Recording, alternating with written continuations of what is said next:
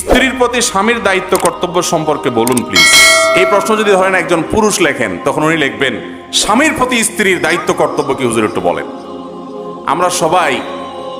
আমরা সবাই অধিকার সচেতন, কর্তব্য সচেতন না। অথচ ইমানদার অধিকার সচেতন হতে পারে, তার চাইতে কর্তব্য সচেতন বেশি হবে। আমার অধিকার আমার স্বামী আদায় করছেন না, আমার অধিকার আমার স্ত্রী আদায় করছেন না, তিনি আল্লাহর কাছে পাপিষ্ঠ হবেন, অপরাধী হবেন। বাট আমার দায়িত্ব হলো আমার কর্তব্যগুলো আমি ঠিকমতো পালন করছি কিনা। কথা বুঝেন নাই? আমার কর্তব্য যদি পালনে আমি ত্রুটি করি, আল্লাহর কাছে আমি ধরা খাবো না। তবে আমারটা আমি ঠিকঠাক মতো আদায় করছি, উনি ত্রুটি করছেন, উনি আল্লাহর কাছে ধরা খাবেন। আমার সাময়িক একটু অসুবিধা হচ্ছে, কিন্তু আমার কোনো লস আখেরাতে হবে না। এটা হলো ইমানদারের থিঙ্কিং এবং চিন্তা ভাবনা। যাই হোক, নবীজি সাল্লাল্লাহু আলাইহি ওয়াসাল্লাম আম্মা জানা আয়েশা রাদিয়াল্লাহু তাআলাকে খেলা দেখতে নিয়ে গেছেন মসজিদে নববীতে। ইথিওপিয়ান সাহাবীরা খেলা দেখতে গেছে। নবীর মতো মানুষ এত ব্যস্ত, গোটা উম্মতের দায়িত্ব নিয়ে আসছে, অথচ স্ত্রী খেলা দেখবে উনি সাথে নিয়ে গেছেন এবং এত সময় খেলা দেখাইছেন যে যতক্ষণ পর্যন্ত আয়েশা রাদিয়াল্লাহু তাআলা না বলছেন যে ইয়া রাসূলুল্লাহ আর দেখবো না, ততক্ষণ পর্যন্ত নবীজি বসেছিলেন তাকে খেলা দেখানোর জন্য। তার তো খেলা দেখার মতো টাইম নেই। খেলা দেখা বলতে আপনাদের টেলিভিশনে খেলা দেখা হালাল মনে করিয়েন না, আবার যেখানে ওই নাটক আপনার অ্যাডভার্টাইজ দুনিয়ার জেনা হারাম জিনিস আসে, ওইটা না। এটা লাইভ, সরাসরি মাঠের, সেখানে হারাম কিছু না হয় সরাসরি দেখলেন। তো নবী সাল্লাল্লাহু আলাইহি ওয়াসাল্লাম তার স্ত্রীকে এত কেয়ার করেছেন, এত যত্ন করেছেন, এত সময় দিয়েছেন।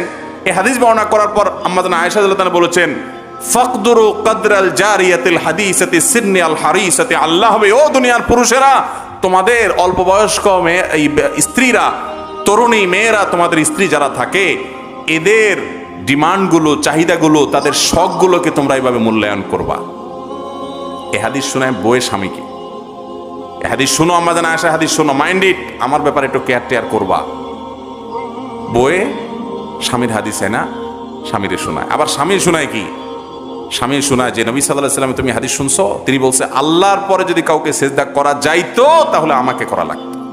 আমার পাওয়ার বুঝতেছো? মাইন্ড ইট ভাইরা আমার।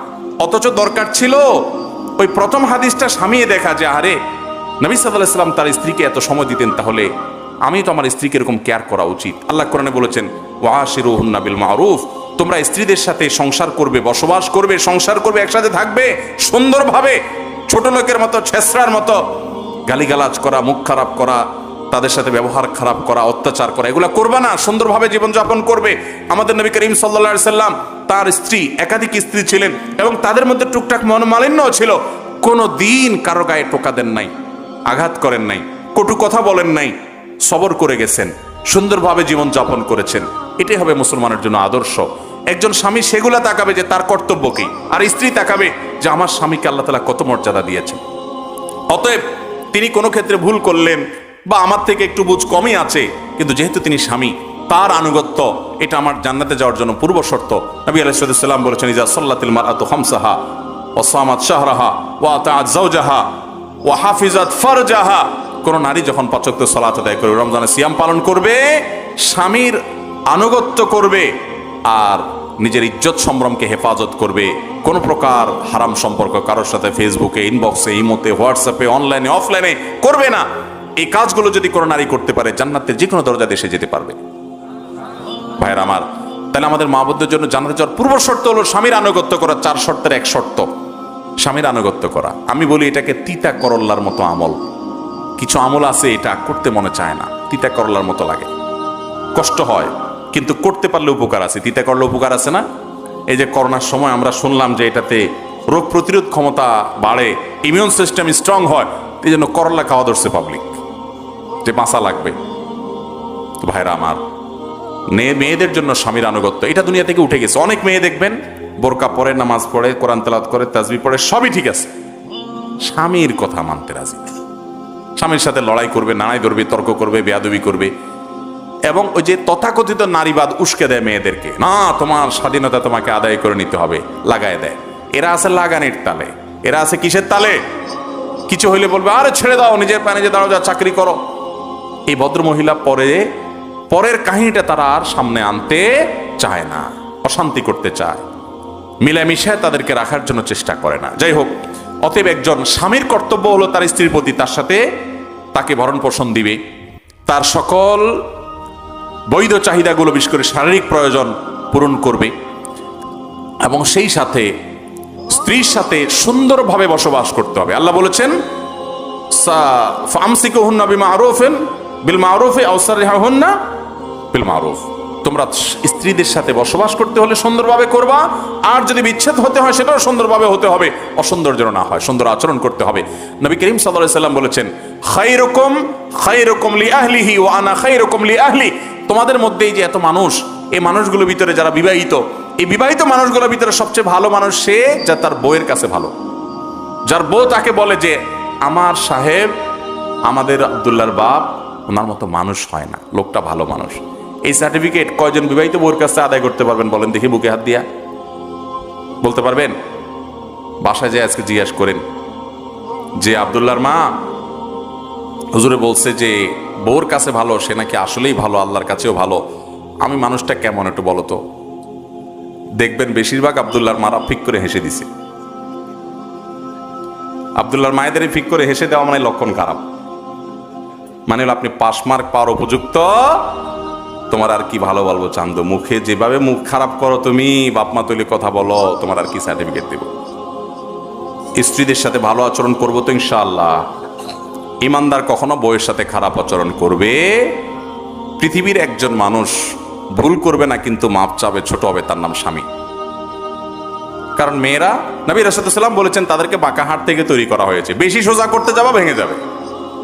সব জায়গায় পোদ্দারি করবেন। আমি সবসময় বলি বাসা একটু বিড়াল হয়ে থাকবেন, বিড়াল হয়ে একটু বোকা হয়ে থাকবেন। আমি নিজে আমার বাসায় বাচ্চাদের সাথে, বাসার সবার সাথে এমনভাবে থাকি যে ওরা মনে করে এই লোকটা দুনিয়ার আসলে কিছুই বোঝে না। রীতিমতো ওই একটু একটা পাগল দেখলে যেরকম সবাই ঢেল মারে, ওইরকম সবাই ঢেল মারে। আমি তো এটাকে এনজয় করি যে আলহামদুলিল্লাহ। বোনরা, আপনার স্বামীকে সন্তুষ্ট করা, তাকে সম্মান করা, তাকে বড় করে রাখা, এটা আপনার জান্নাতে যাওয়ার জন্য পূর্ব শর্ত। কষ্ট হলেও, আপনার মানতে অসুবিধা হলেও, লোকটা একটু উল্টাপাল্টা হলেও আপনি কখনো তার সাথে দুর্ব্যবহার করবেন না, বেয়াদবি করবেন না, মেনে চলবেন। আল্লাহ তাআলা তৌফিক দান করুন। দেখেন, ওই ঘুরে ফিরে আমি ওই কথায় চলে যাই। আমাদের মুরব্বী চাচা যারা আছেন প্যান্ডেলে, একটু কানে কানে জিজ্ঞেস করে দেখেন যে চাচির সাথে আপনার বোঝাপড়া কেমন। বিশ্বাস করেন শতকরা 99% চাচারা দেখবেন যে দারুণ দরহম মরহম সম্পর্ক, দারুণ দরহম মরহম সম্পর্ক। কারণ তাদের মধ্যে ওই যে পারস্পরিক শ্রদ্ধা বোধ ছিল, ভুল ত্রুটি থাকলেও সেটাকে একটা পর্যায়ে সংশোধন করে নিতাম। নদীর এক পাড়ে দেখবেন যে অনেক ঢেউ, এরপরে আপনি সামনে চলে যাবেন, মাঝখানে অনেক সময় ঝড় পড়লে বড় ঢেউ থাকে, কিন্তু আপনি যদি কোনো রকম সেটাকে অতিক্রম করতে পারেন তাহলে আপনি ওই পাড়ে গিয়ে শান্তি পাবেন। ভাইরা আমার, দাম্পত্য জীবনের একেবারে শুরুতে শুধু মোহাব্বত আর মোহাব্বত, মোহাব্বত আর মোহাব্বত দেখবেন, মোহাব্বত ছাড়া কিচ্ছু নেই। এরপরে মাঝখানে যখন যাবেন দেখবেন ঢেউ আর ঢেউ, ঢেউ আর ঢেউ, অশান্তি, এটা নিয়ে গন্ডগোল, ওইটা নিয়ে গন্ডগোল, ফাসাদ, কথা কাটাকাটি, তর্ক বিতর্ক। যদি কষ্ট মষ্ট করে জীবনটা পার করে দিতে পারেন, সবর করতে পারেন, দেখবেন বৃদ্ধ বয়সে আবার দেখবেন আগের মতো মহব্বত উতরাইতেছে। এটাই স্বাভাবিক, বুঝেন না কথা? বিশেষ করে মহিলাদেরকে আমি বলি যে স্বামী উল্টাপাল্টা করে, অত্যাচার করে, আপনার প্রতি জুলুম করে, আপনি অবশ্যই সম্ভব হলে প্রতিকার করেন, কিন্তু যদি সবর করার মতো হয় অবশ্যই সবর করেন। কারণ স্বামী সোজা হয়ে যাবে, আমি লিখে দিতে পারি আপনাকে। স্বামী সোজা হবে, তার বাপ মা সশস্ত্র গোষ্ঠী সহ সোজা হয়ে যাবে। কখন সোজা হবে জানেন? যখন ছেলে মেয়ে বড় হয়ে যাবে। মহিলারা প্রথমে শ্বশুরের সংসার, শ্বশুর বাড়িতে এসে শ্বশুর, শাশুড়ি, ননদ, স্বামী সবাই খোঁচাখুচি, আশপাশে মহিলারা তোমার বাপে কি দিছে, তোমার ভাইরা আসে নাই কেন, হান করছে, তান করছে, দুনিয়ার জ্বালা যন্ত্রণা ধরে, কষ্ট হয়। কিন্তু যদি সবর করে সংসারে টিকে থাকতে পারে, আল্লাহ 2-4টা ছেলে মেয়ে দেয়, ছেলে মেয়েগুলো বড় হয়, তার বাহিনী হয়ে গেল।